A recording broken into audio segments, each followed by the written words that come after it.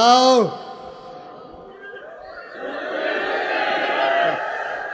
কোন লাগছে না, কোন লাগছে না, কোনের আগে ওটা বোঝা লইছে। আল্লাহ বাঁচাইছে, আবার আর কোন লাগছে না।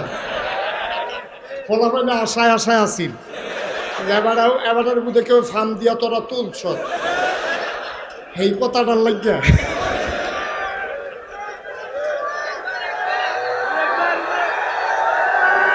ওকে ফাইন, যেহেতু এবারে বইয়া লাইছে আর আমার আর লাগছে না, তো তোমরা ইয়া করে ঘুরতে হলো।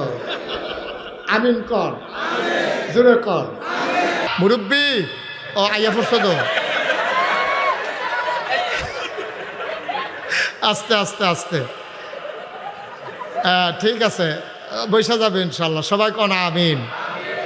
এক মুরব্বী ডাক দিয়া যেই কারবার ঘটছে, যাই হোক আল্লাহ কবুল করুক, সবাই কোন আমিন।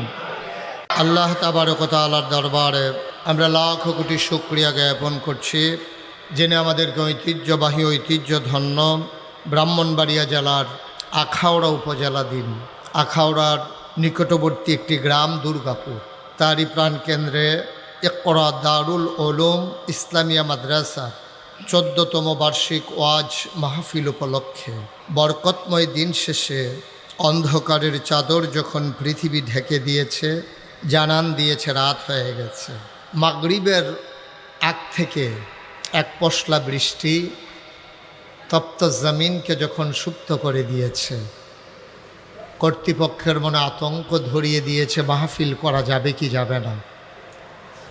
সকল জল্পনা কল্পনার অবসান ঘটিয়ে যিনি আমাদেরকে এখন বৃষ্টিমুক্ত রাত উপহার দিলেন, যদিও আকাশে মেঘের ঘন ঘটা, অনুকূল আবহাওয়া মনোরম পরিবেশ দান করলেন, আলিশা মাবুদের দরবারে অবনত মস্তকে সশ্রদ্ধ চিত্তে হৃদয়ের সবটুকুন আবেগ, উচ্ছ্বাস, ভালোবাসা, আকুতি কাকুতি মিনতি জমা করে মাবুদের শিখানু কালেমা দিয়ে চিৎকার করে সবাই পড়েন আলহামদুলিল্লাহ।